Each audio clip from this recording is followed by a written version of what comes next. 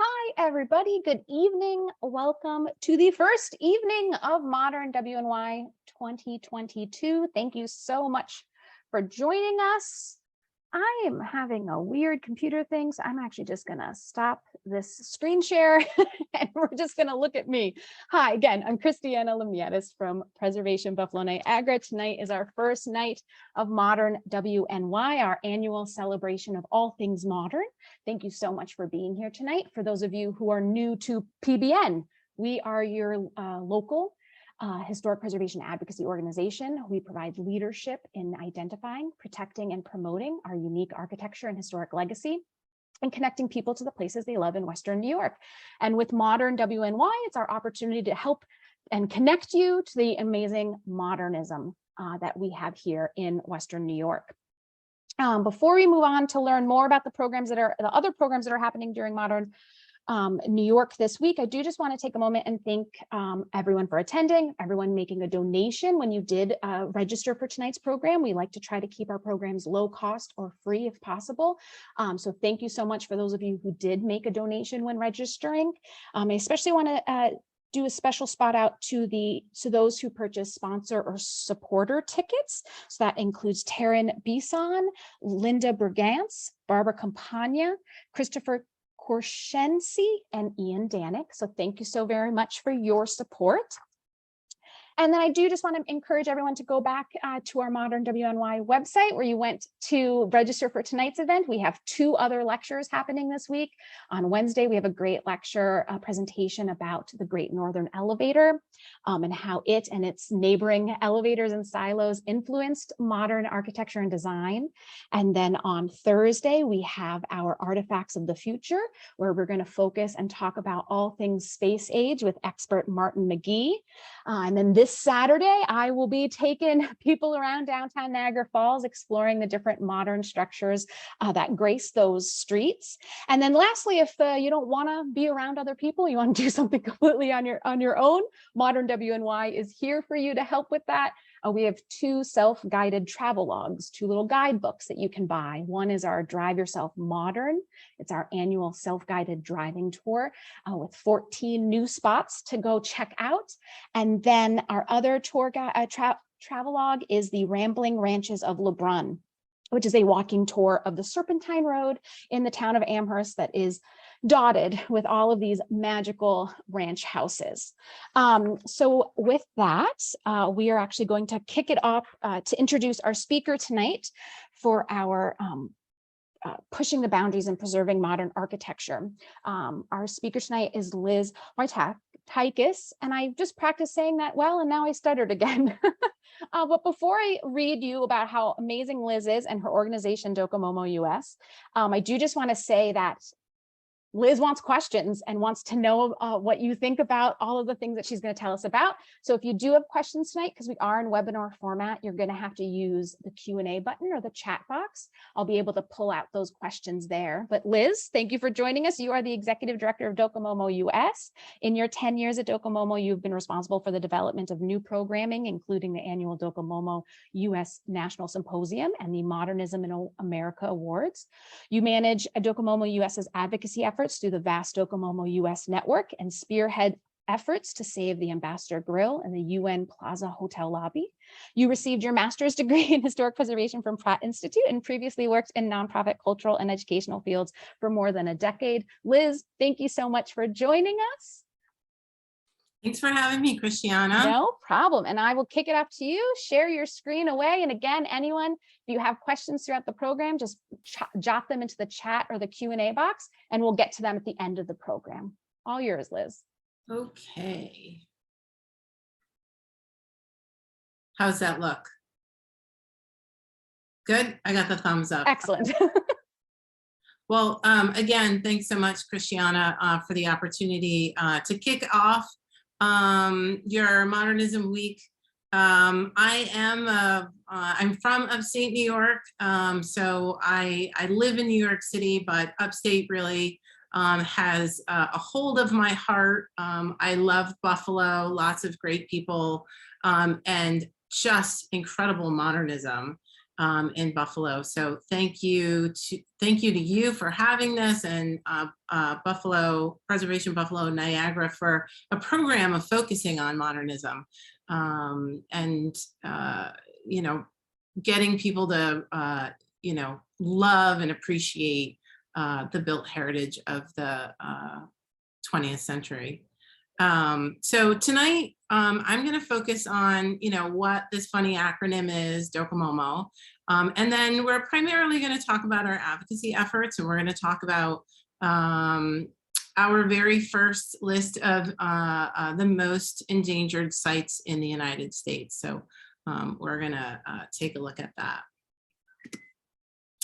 Oh, before I go on, I should just warn everyone, because I live in New York City, well, my neighbors are in the backyard hollering, and there could be sirens, so I will just let the siren go by if that happens. So Docomomo US, this funny little acronym, you know, it's actually similar to the Japanese phone company, which is called Docomo. And every once in a while, we will get tagged on like Twitter, and someone will be angry about their phone. But actually that happened last week again. We are not the Japanese phone company. So what does Docomomo stand for? So it stands for the documentation and conservation of buildings, sites, and landscapes of the modern movement. Docomomo is an international organization. I do run our national arm in the United States, and then we have regional chapters all over the country. So Docomomo International was founded in the Netherlands in 1988. It now has more than 70 chapters all over the world. Just this past week, Docomomo International held its biannual conference in Valencia, Spain. And it's fun to go to a Docomomo International conference because there's usually a big meeting of all of the heads of countries, and it's sort of like being you know, part of the UN, and you get a little plaque in front of you that says the United States of America, and that just always makes me feel very proud. You know, before 1988, there was very little scholarship or documentation of modern sites. Just to tell you a little bit more about Docomomo International, we are all separate organizations, but their mission is to act as a watchdog when important modern movement buildings anywhere are under threat, to exchange ideas relating to conservation technology, history, and education, and to foster interest in the ideas and heritage of the modern movement, and to elicit responsibility towards this recent architectural heritage. So Docomomo International was actually founded as a reaction to this building. This is the Zonnestraal Sanatorium in the Netherlands. You can see it here is, you know, just completely abandoned. All of the windows are gone. And there were two architects that, you know, really said, you know, what are we going to do here? Is this of significance?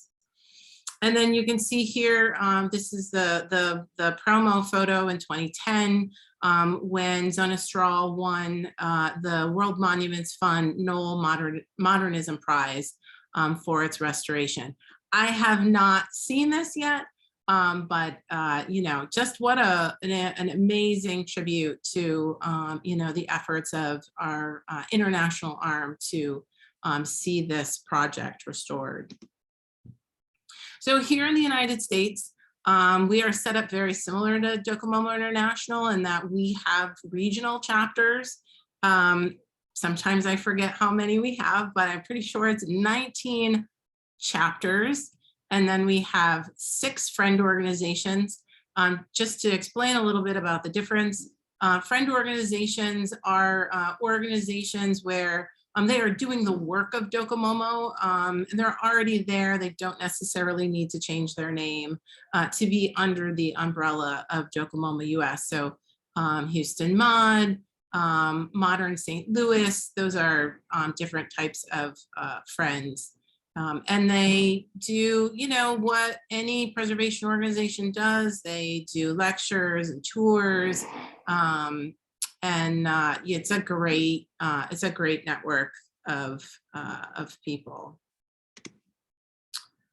So just in terms of our partnerships, I'm just going to read this slide. Docomomo US maintains a continuous and constructive dialogue with national, state, and local preservation authorities and organizations, as well as with building owners, developers, and designers in many disciplines. Our discussions with designing architects are based in the conviction that creative design and preservation go hand in hand. Docomomo US supports the work of its chapters, academics, and students, modern enthusiasts, realtors, as well as art and cultural organizations. I feel very strongly that in order for us to save modernism, we need a much bigger tent. And that means not just talking to people who love historic preservation or who love buildings. We need everyone to take part in this. So typically about 50% of the people who engage with Docomomo are people who are not necessarily within the field of architecture, and they just love modernism. They get it. They come to our events. And that's really been a large part of my work is making sure that those people feel part of our organization. So this is just a fun slide. This is from our Hawaii symposium. They made these beautiful cutouts, which I didn't get to go home with. But it was so much fun. And we are a membership based organization. Our membership, you can become a member. You become a member at National, and then you can either pay a little bit more and become a member of Docomomo International. And then it comes with the local membership.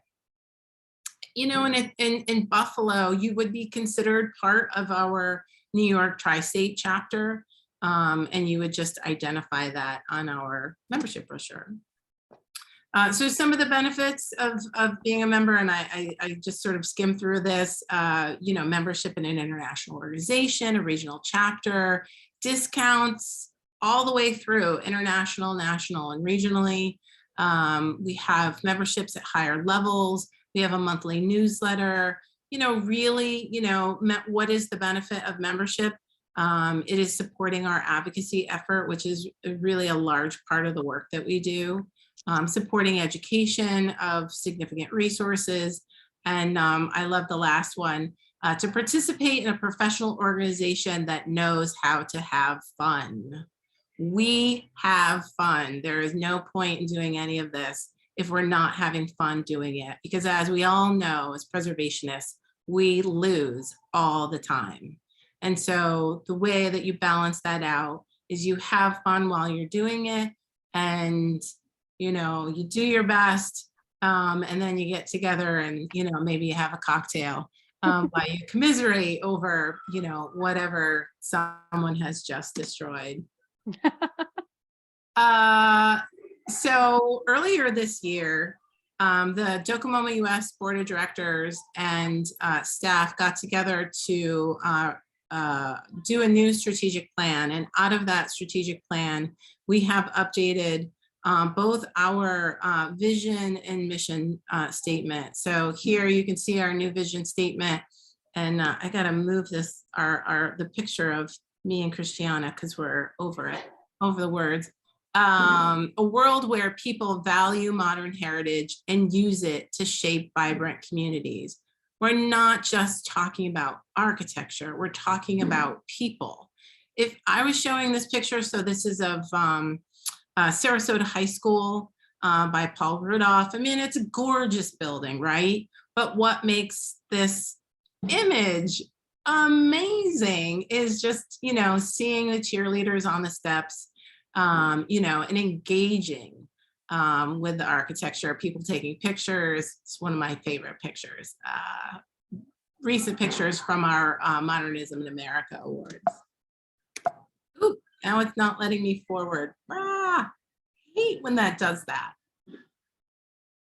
Our new mission statement, and this gets back to the title of this presentation tonight, pushing boundaries to preserve modern architecture, landscapes, and design through principled advocacy, collaboration, and celebration, right? We are, modernism. What is modernism? We'll get into that in a minute, but we're not a stagnant organization. We're not talking about 1945 through 1970, we're really trying to expand and understand, what is modernism.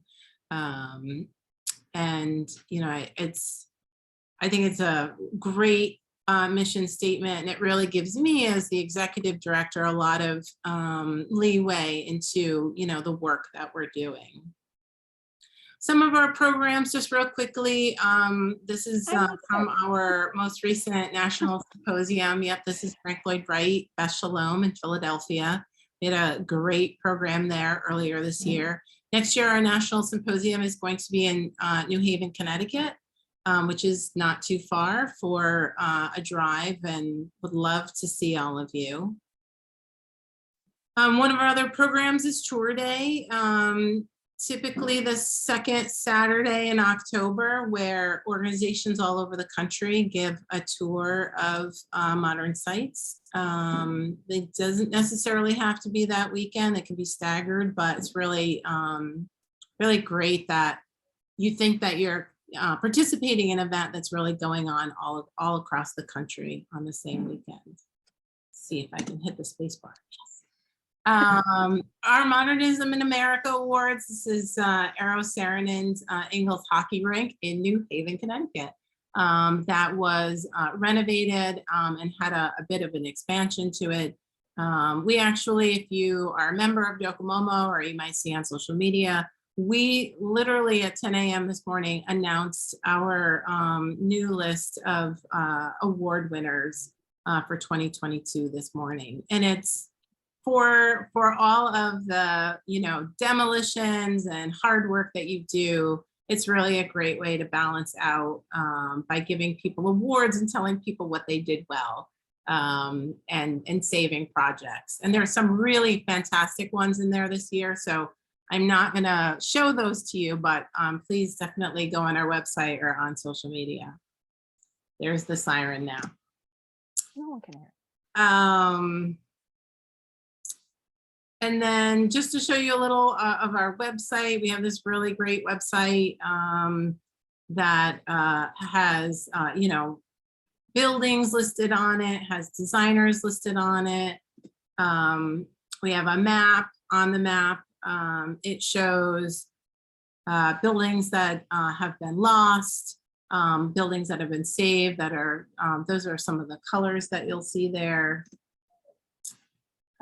Just some of the articles. We do something called the Regional Spotlight Series, where we work with partners in different parts of the country to pull together a series of articles about that area, and we package them all together and send them out to benefit of membership. You can read them all on our website, but it's all unique writing, and it's archived on our website, and people do go back when there's an issue to do research, which is a great primary source. And then just one other thing to just point out on our website. This is actually our second most landed page of our website, Styles of the Modern Era. I know it's too small for you all to read, but if you go under Explore Modern and hit the styles button, we do define the different styles, right? Is modernism a style? It's really a collection of styles, and we define them here.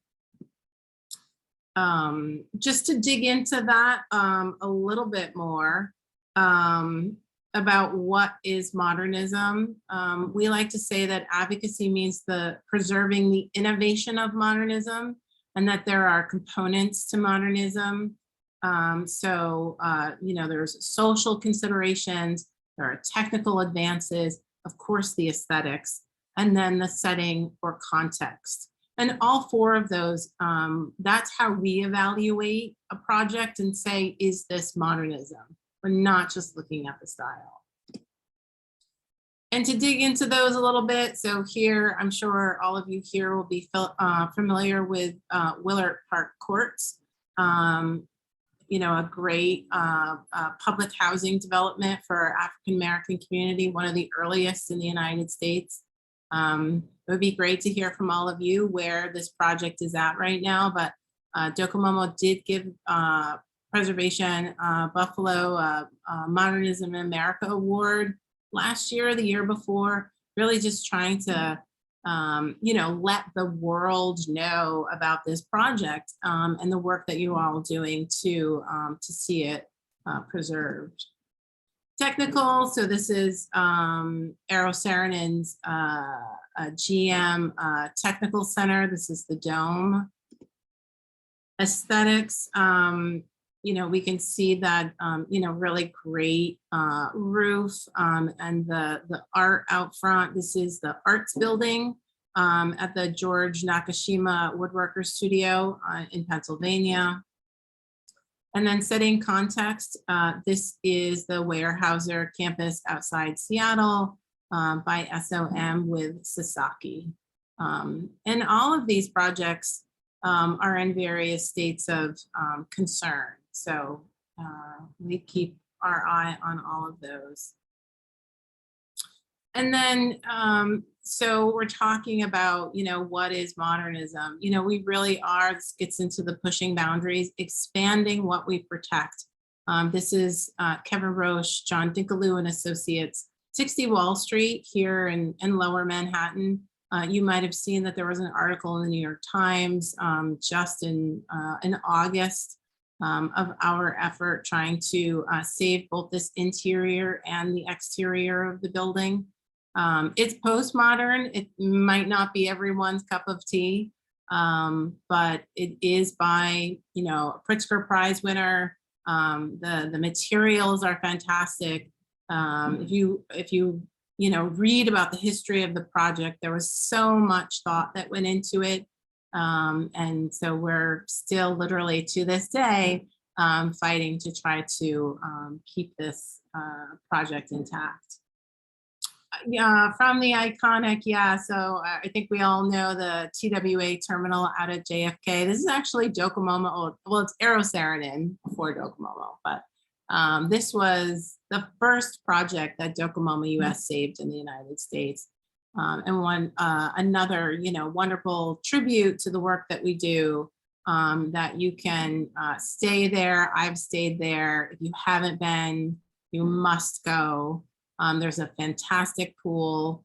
You can have cocktails. There's music from the 1950s. It's really just such a treat. And then the house next door. So this is Marcel Breuer's Geller house. We lost this earlier this year. This is 1945 in Lawrence, New York, out on Long Island, actually not that far from JFK.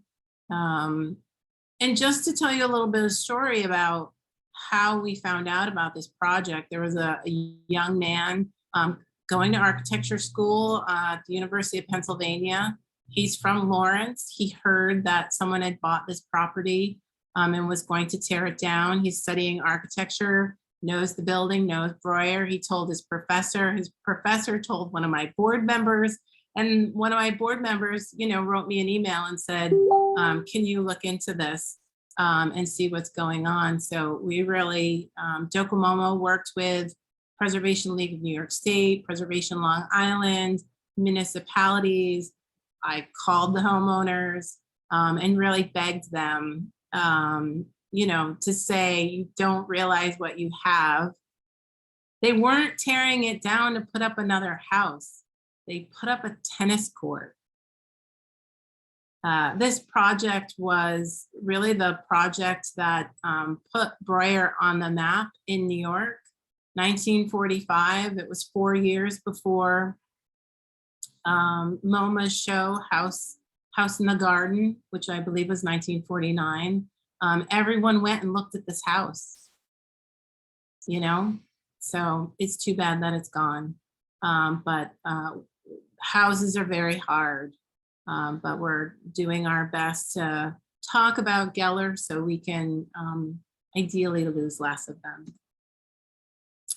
National theme. So every year we pick a theme. In 2020, our theme was the 70s turn 50. This year, our theme is malls. We push that out amongst all of our partners. We encourage anyone to look at our theme each year and expand on it. And it's usually meant to, again, push the envelope, push boundaries about what we're talking about with modernism. And, the 70s will just continue to turn 50. So we want to keep going with that. Supporting regional advocacy efforts. This is the University of Washington's nuclear reactor building. And it was led by Historic Seattle and Docomomo US. They had this amazing heart campaign to save this really great brutalist building. They were not successful, but I really see that as our role of a national organization of supporting these type of efforts. I'm not going to go into Seattle and say you need to save this. Someone locally needs to say that. Bring it to me, and then I will support that work. So tragedy, another one that we've lost, but the fight continues. So here's a better preservation outcome. This was the image that was put in the ad for tonight. The AT&T building by Philip Johnson. I think it was 79 or 81. I think it started in 79. Didn't complete until the 80s. We had an old style picket out front. You can see our sign, Save the AT&T building. Listen, I never thought I was going to be the face of postmodernism, but that's what the call is for. We got to do this stuff. And if you see on the right-hand side, the gentleman with his foot in a boot is actually Robert A.M. Stern standing there cradling the AT&T building. So we were in good company, and we saved the exterior of the building. We did not save the interior, but it was still a win for us. Oh yeah, and then this is Paul Rudolph's Burroughs Welcome in North Carolina. I don't know, what do you even say when you see things like this? I mean, there were all sorts of movies filmed inside here. It was highly experimental and really was lost due to the lack of appreciation and engagement locally. We found out about it. Someone who lives next door loved the building, made a phone call to the Paul Rudolph Institute for Modern Architecture. They called us. We tried to step in and say, don't do it, but at that point it's too late. Again, which is why we need to do as much as we can locally and let us know early what's happening, and we'll support you all the way through. So this year we coordinated our very first most endangered list for 2022. We had never done an endangered list. There's a lot of work that goes into for a national organization, what that's going to look like. Buildings don't become endangered overnight. Some of them do, but a lot of the time it's, years or decades of buildings being endangered. So being our first year, we really wanted to create a depth of what are the projects that right now that are endangered, that perhaps we've been talking about for years, that really express all of the work going on across the country. So for this year, we picked 11 sites. They represented 9 different states. The project dates range from the 1930s through the late 1980s, again, expanding that idea of what is modernism. And they range from a civic, commercial, and residential. So the first one on the list is the Philadelphia Police Administration Headquarters, also known as the Roundhouse, completed in 1962. So here we have a police station. You know, the police have moved out of this building. It's significant architecturally, but what do we want to do, you know, with the cultural impact of police stations? Do we want to save it? Are we the right people to say what happens with this building? I don't know.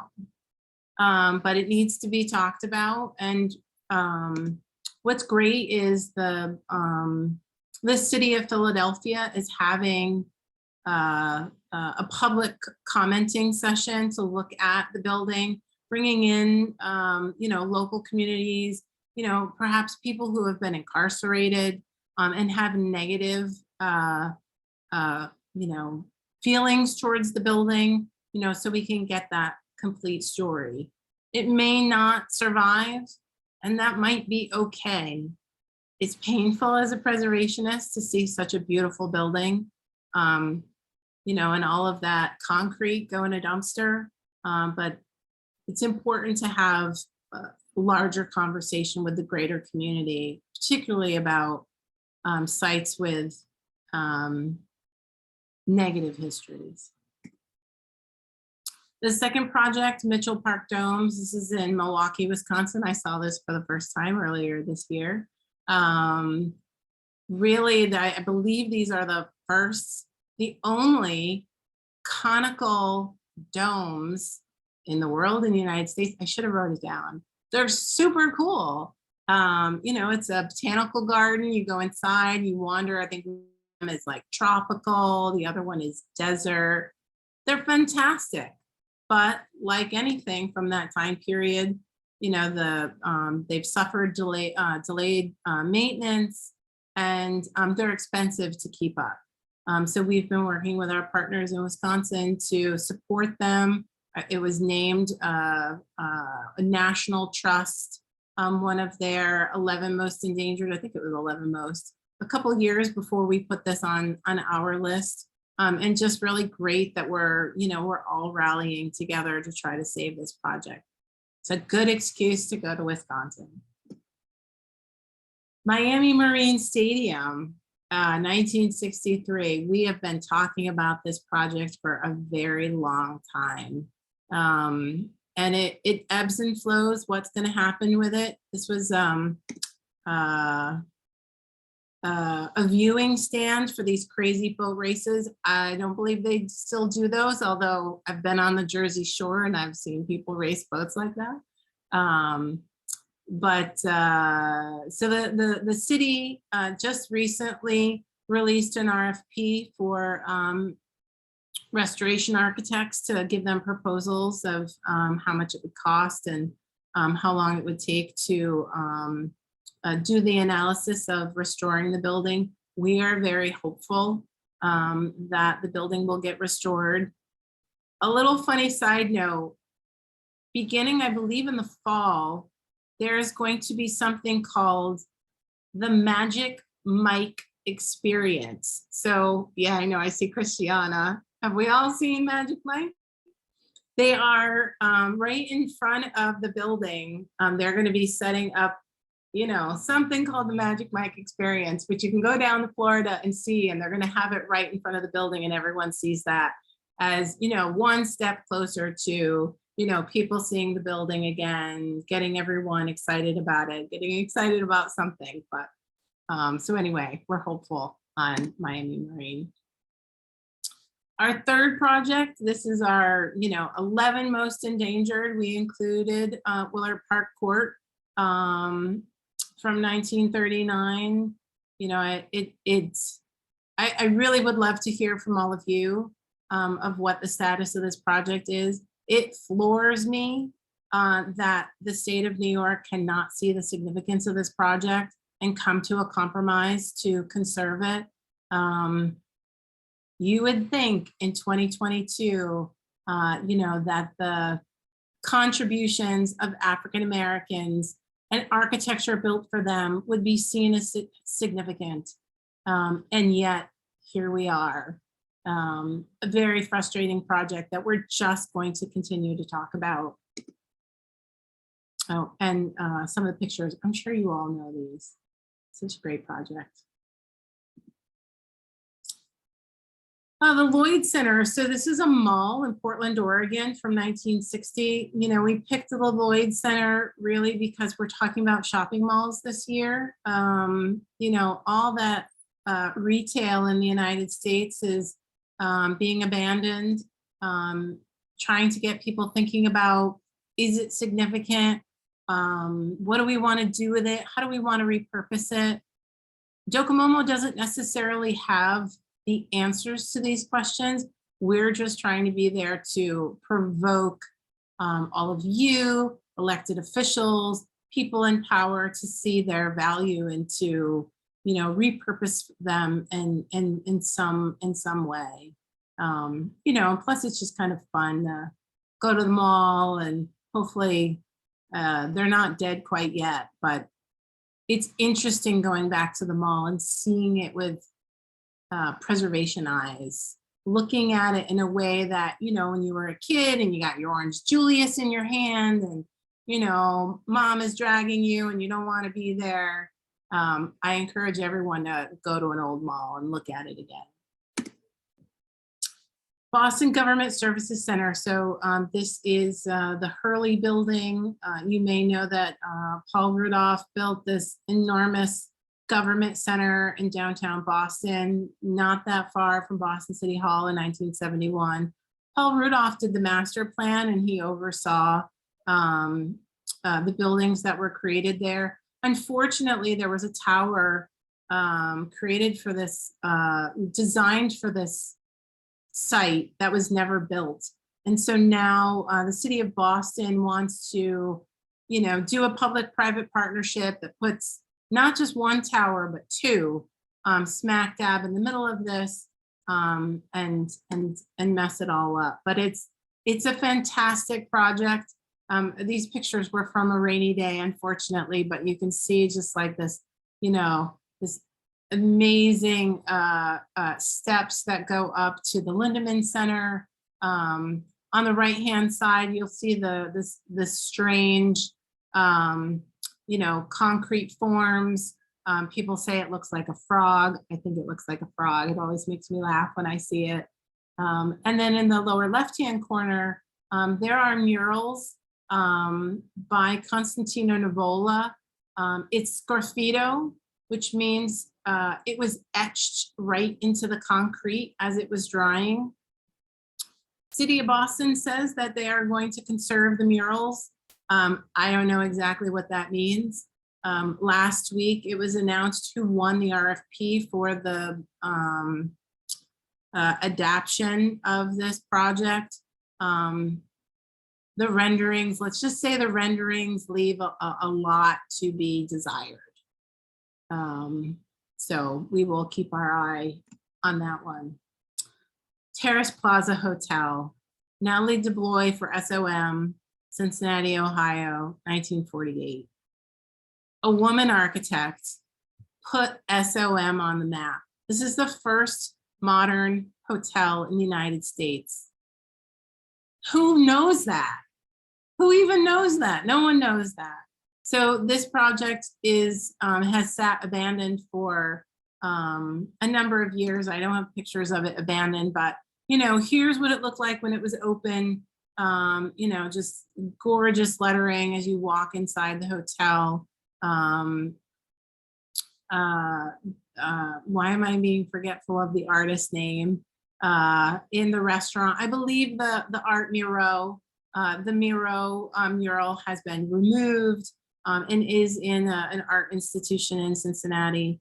But all of this, you know, all of this still exists, and we've been working with our partners in Cincinnati to encourage, you know, the right type of developer to come in and restore this project. And they get it, thankfully, that Natalie needs to be known. We just lost one of her buildings here in New York City, 270 Park Avenue. The Landmarks Preservation Commission said, oh, Natalie has another building on Park Avenue, so she doesn't need another. My response to that is usually, Well, then we don't need any more McKim Mead and Whites. We got plenty of their stuff. Drives me crazy. Anyway, moving on. 60 Wall Street, JP Morgan and Company. We talked about this earlier. Kevin Roche, John Digaloo and Associates, 1989. Dealing with this all day today. The developer is really trying to, push this through, saying that it's an as of right project. We really believe strongly that this is a significant piece of postmodernism. There is a fair amount of postmodern architecture here in New York City. How much of it is actually good is the question. This is an excellent project. If you're in New York, I highly recommend this public plaza that you're looking at here. Has an entrance to the subway, and there's an escalator. There is absolutely nothing like it. Of coming up out of the escalator into this space. It's joyous and exuberant. I can't, it's, people love it. It is a little funky, it's a little weird, but people really do resonate with the design. And I don't know, I'm about 50-50 of whether we will save this one. Oh, and more pictures. These chamfered columns, you can see on the roof detail, there's this illusion of creating more, an additional colonnade up at the tower portion of it. The developer actually plans on destroying the interior, destroying the chamfered columns on the lower level that is in the lower photograph, but leaving the design at the top that you see on the right-hand side. What we will all be looking at once this thing is a hot mess of styles, I don't know. I don't know what the point is anymore. Marcel Breuer's cottage. This is out on Wellfleet, 1940.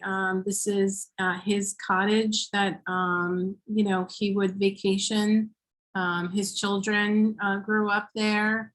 He built a number of other homes in Wellfleet. There was a whole series of modernists who built homes out there. If you don't know Cape Cod Modern House Trust, they run a program where you can actually stay in some of the homes. Not this particular home, it is still owned by the Breuer family.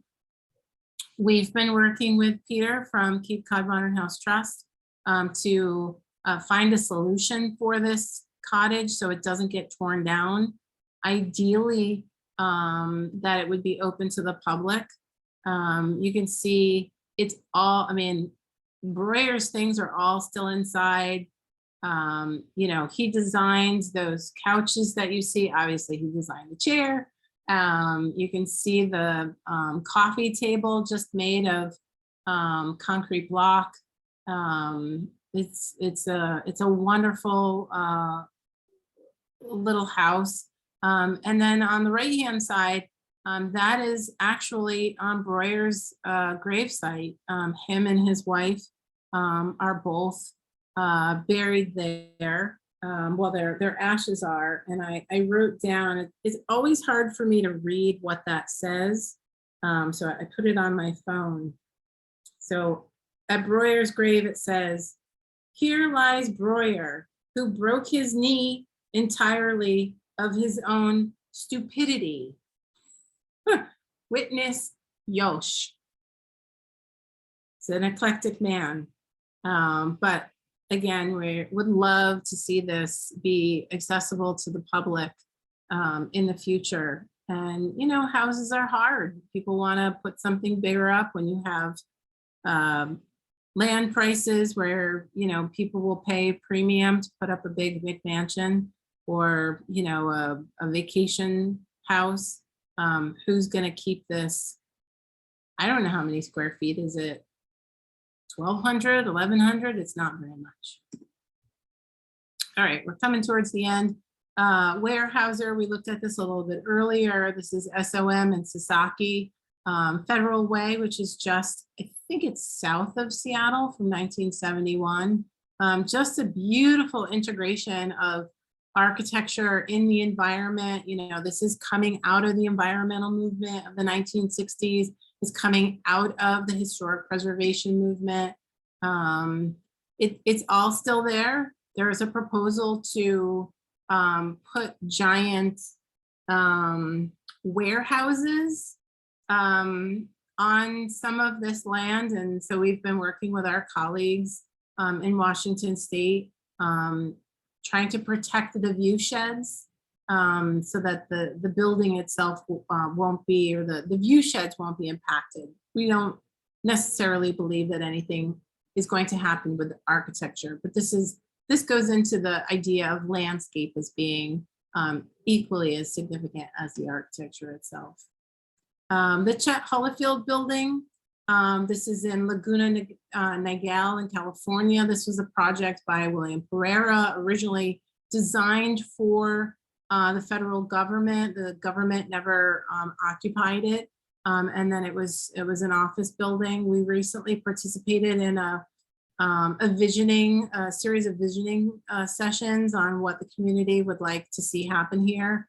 It's enormous. I think it's 1 million square feet of space. Plus, you know, I should have put pictures of the parking lot in here. You can't tell from these photos, but there's just a vast parking lot circling the whole thing. And you can imagine, what does the community think of this? I mean, people who know understand, like, this is a very cool building, but a lot of the community just want to see it torn down, and something that's not quite so brutalist and not quite so ugly. We think it's beautiful, but that project also remains to be seen what will happen. I think that's the last slide. Yep. So thank you for listening tonight. It's me talking about Docomomo and our advocacy efforts. I really just want to express that we are an organization that's big in scope, but we are small in terms of the number of people who work at Docomomo. We are a staff of 2, 9 times out of 10, or maybe 50-50. You will get me on the phone if you call or email. So if you have an issue that we need to know about, please just reach out to us, and we will do our best to support you in your efforts. Thanks. Excellent. Thank you so much, Liz. I have a bunch of questions. So I'm going to ask some of my questions while everyone watching can type away some of the questions that they may have percolating in their brain. That was absolutely wonderful. And some of those buildings I had seen on your social media and other articles and things like that, but some of them were totally brand new to me. So this, even for me, was a really helpful and educational opportunity. But kind of stepping backwards to the beginning of learning about Docomomo and the organization and stuff like that. How would one, you know, yes, we would here in Buffalo, Western New York, we would technically be part of the New York chapter. But if we wanted to make our own chapter, or someone else in a different part of the world, a country wanted to make their own chapter, like, how exactly would that go about? Like, is it a difficult thing? How does that work? Yeah, that's a great question. We welcome organizations coming to us and saying, we want to partner with you. So if Preservation Buffalo Niagara wanted to become a friend organization, I think we will probably, because there would be overlap with the New York chapter, that would need to be a conversation. But typically, if there isn't overlap, you know, it's writing a letter and then, you know, having some conversations about what that would look like.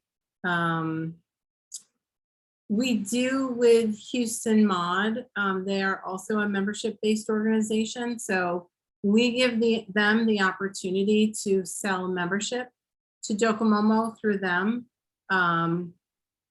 for, I think it's half of the price, because what we do in terms of our membership, so I said you can become a member of Docomomo, you can give a little bit more, it goes the international, and then a portion of the main price would then go to the regional chapter. So that like split to the chapter, you know, we do with Houston Mod. So you can become a member of Docomomo and Houston Mod at the same time.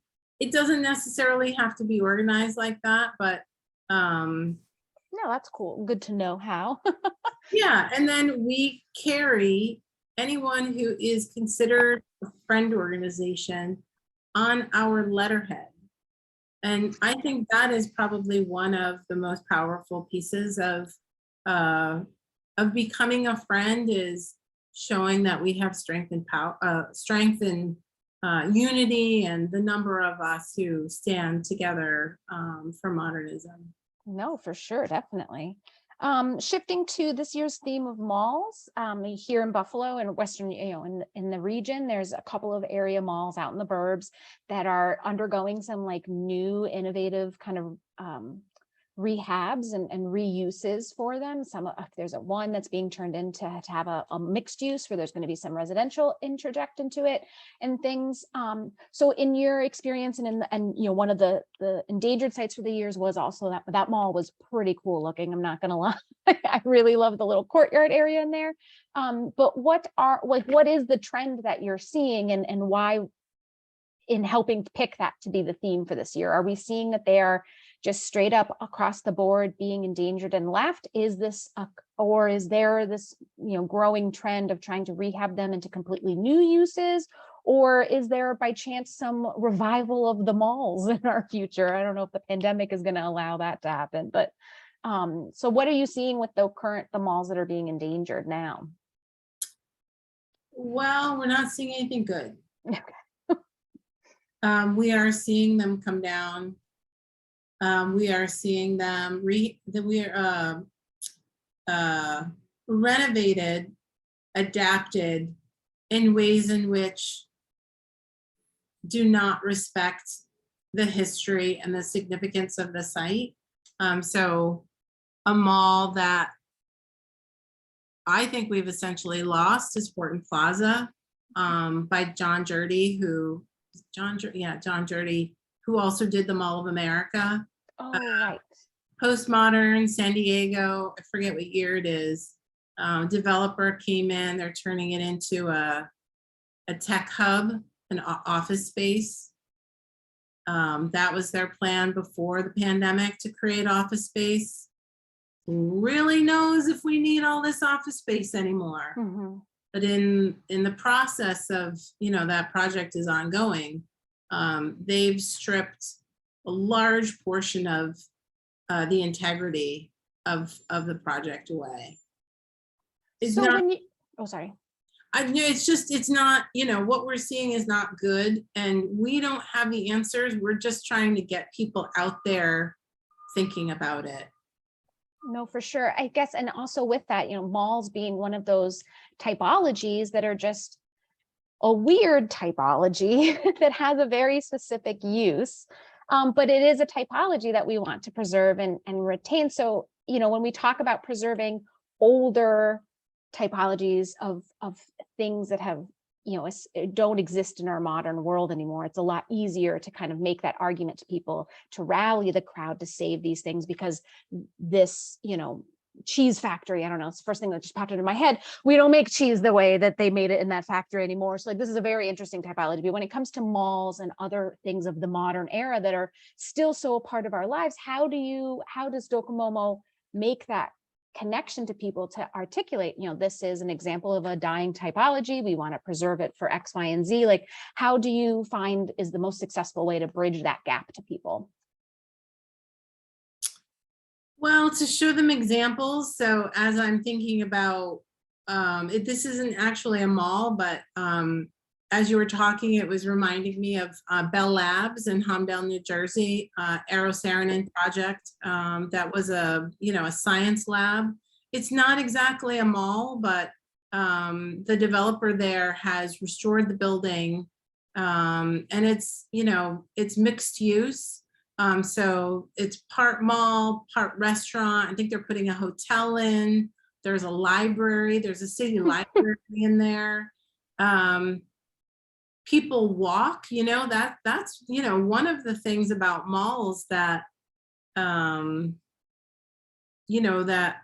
we don't really, we think about a mall and we think about shopping, but early in the morning, older folks would go to the mall and walk the mall to get their exercise because it was indoors and they don't have to, Buffalo, come on, you people all understand, like, Nobody's gonna be walking outside in the middle of the winter.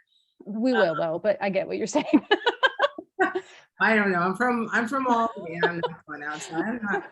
Yeah, stay away.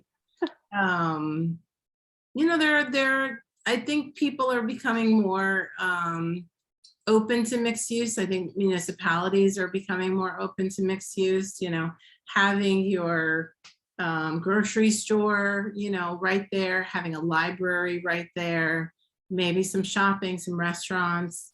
I typically tell people to look at Bell Labs in terms of what's possible. I like that. That's nice. I do have a comment that just came in. Question kind of thing is from Carl, who says one of the buildings here in Western New York that needs focus is the Native American Center for the Living Arts, aka the Turtle, in Niagara Falls. It's been closed and threatened since 1996. It's on the demo by neglect path. It could use a campaign to save it. It's one of the few animal-shaped buildings in the United States, and the architect was a Native American architect of the name Dennis Sun Rhodes. And so, yeah, just to add on to what Carl just said, that's kind of our newest kind of modern advocacy front, that campaign that's about to start off, where the building has been closed and vacant for so long.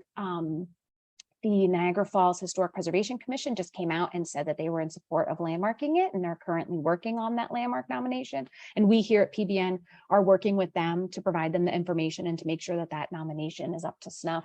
You know, we haven't talked to you or reached out to you yet about it, to Docomomo yet, because we're not quite at the point where, as far as PBN is concerned, that we're like making an advocacy campaign yet.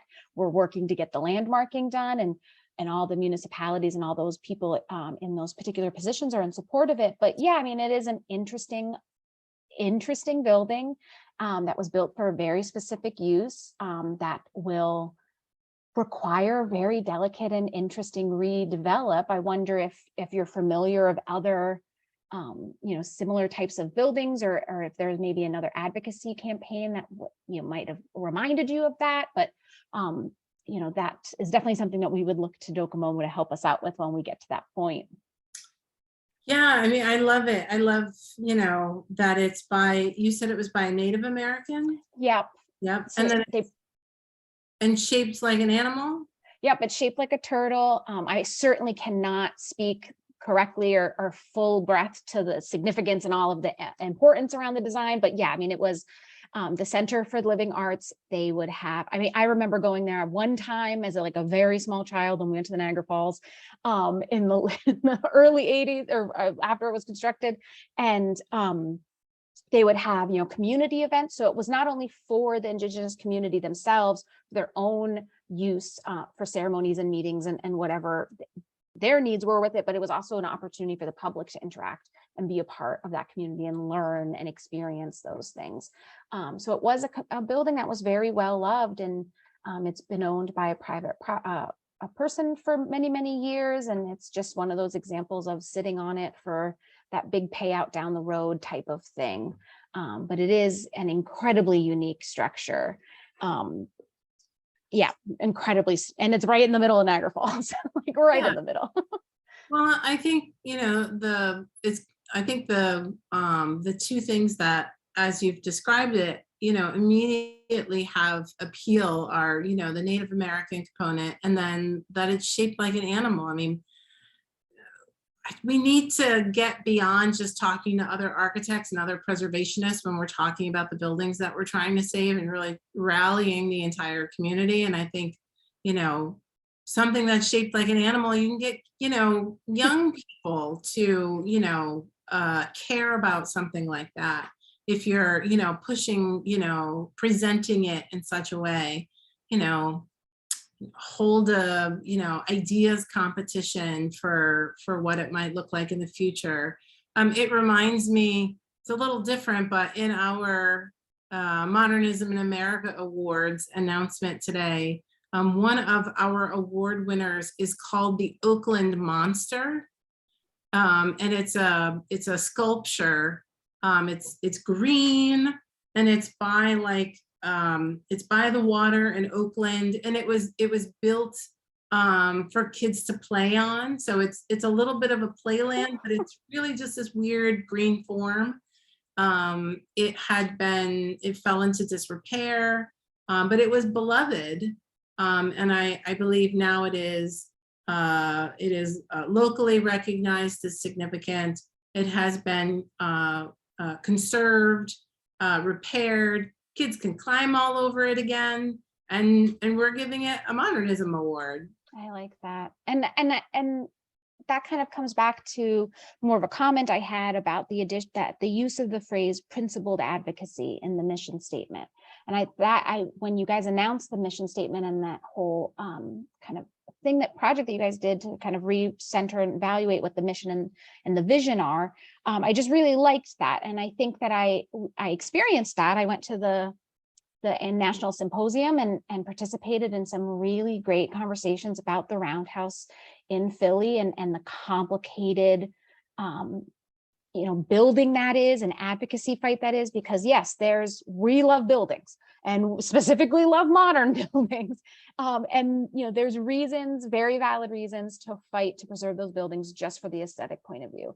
But none of that is going to be successful or meaningful if we don't loop in that principled advocacy aspect of it, and that focusing on that connection between these physical examples of architecture and how we live and experience those things and the connection we have with those. So I definitely feel, as just a regular member, participant, and viewer of Docomomo, that we can see that in your messaging, and we understand and have that connection, that it's not just a question of these buildings, saving them for the sake of saving them because they're architecture or they're pretty, but it's the other things too. It's not just the architecture, it's how that role that these buildings have played in our lives.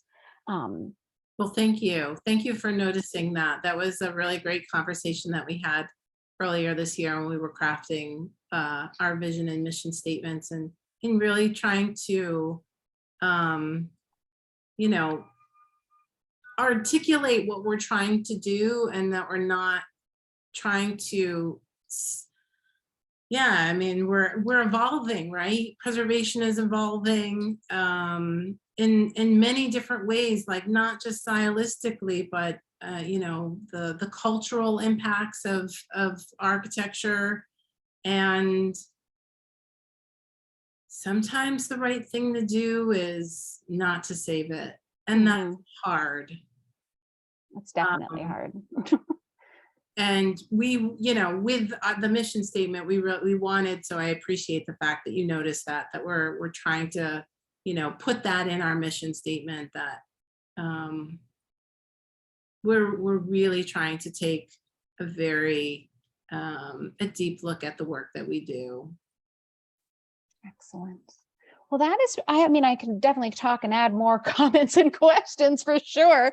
But again, if anyone else has any other questions on that, then I think we might wrap it up right here. I will say, Willard Park, wanting to know the up-to-date, what's going on with Willard Park. There really is no update.